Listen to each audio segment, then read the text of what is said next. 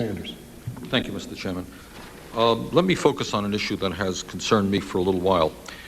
I think that there is widespread agreement among economists that globalization has contributed to an enormous increase in the concentration of wealth in the world, and in fact, the impoverization of the poorest people in the world. As I understand it, the wealthiest 447 individuals on this planet now own more wealth than the bottom half of the world's population, some 2.5 billion people. 447 folks over here, 2.5 billion people over there, and that situation is becoming worse. Of course, in our own country, one person now owns more wealth than the bottom 40% of the nation. The gap between the rich and the poor in the United States is now wider than in any other industrialized country on earth. As I understand it, the total wealth of the world's 3 richest individuals is greater than the combined gross domestic product of the 48 poorest countries, 1/4 of the world's population. And that situation is becoming worse. So I have a couple of questions, but I would hope in a moment that Mr. Rubin and Mr. Greenspan could deal with that very important issue of the growing gap between the rich and the poor in the world and the impoverization of the poorest people.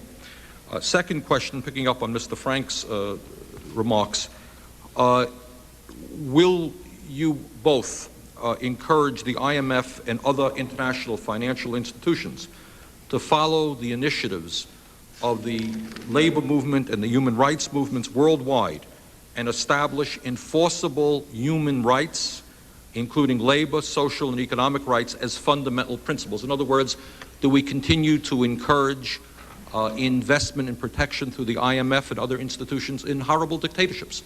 We propped up the Suharto regime for many, many years. Right now in China, I don't have to go through a long story, there's no disagreement.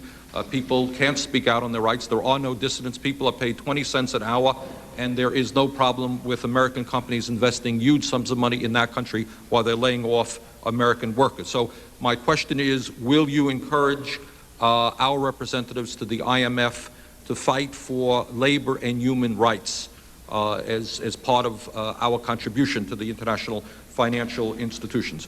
And my third question is that while the poorest people in this world become poorer, I would point out that Mr. Wolfenson of the World Bank recently stated that the number of people living on less than $1 a day has risen from 1 billion a few years ago to 1.3 billion today, and would probably reach 1.5 billion in 2000. Would you encourage the call of religious groups around the world and move toward canceling the existing debts of the world's poorest countries? So those are some of my questions.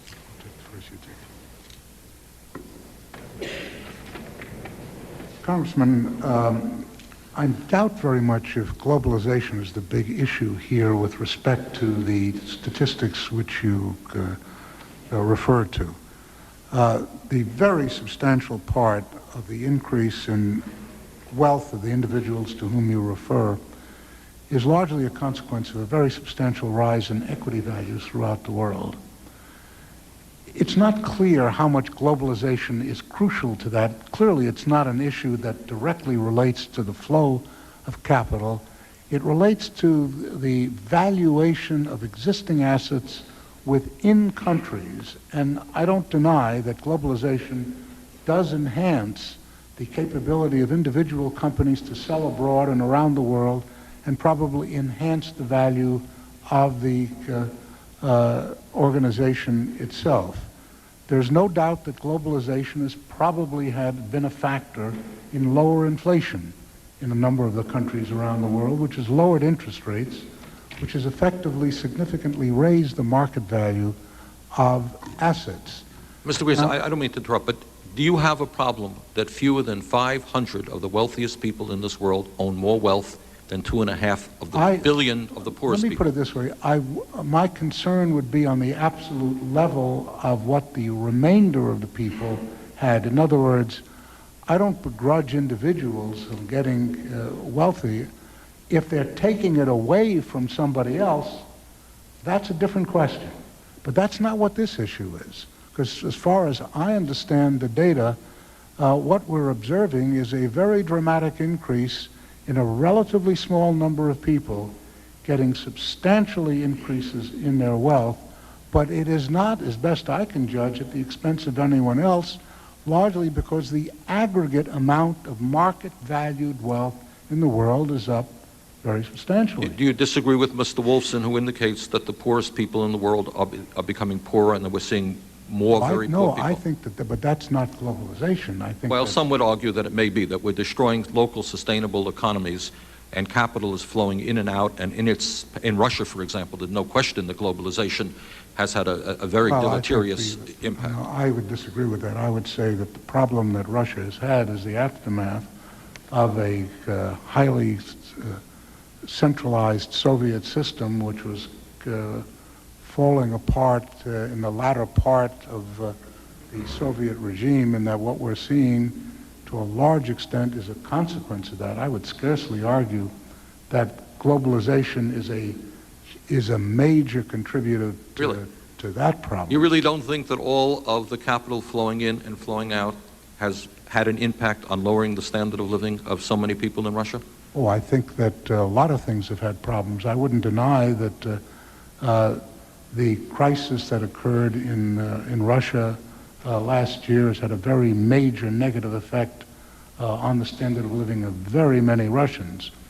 But I would not attribute that to globalization. I would attribute that to the aftermath and the heritage of an economic system which was corrupt and default. What about debt relief for the poorest countries? I would leave that to the Secretary because The that's Secretary? a political issue. Thank you, Mr. Chairman. Mr. Sanders, I guess that my answer on, let me respond to three parts of what three questions you raised, though there are a lot of questions embedded in them.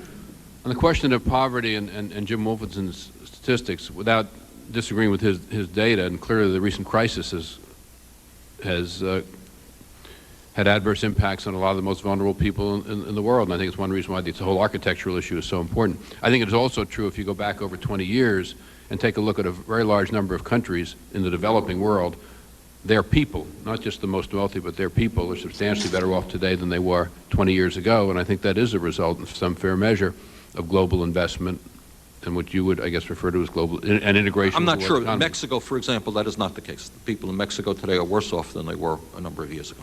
Well, they had, you said a number of years ago, they had the crisis in '95, and real incomes were very substantially affected by that, and they're now starting, I've actually seen numbers recently, they're starting to recover somewhat. But if you take a look across Latin America, Argentina, Brazil, where the inequities are enormous, and I think very troubling, so I agree with you about that, but I also think what the chairman said is right, that in terms of absolutes, that a lot of these countries, people are substantially better off than they were 20 years ago. It does not in any way deny your observation about the inequities being far greater than would be optimal.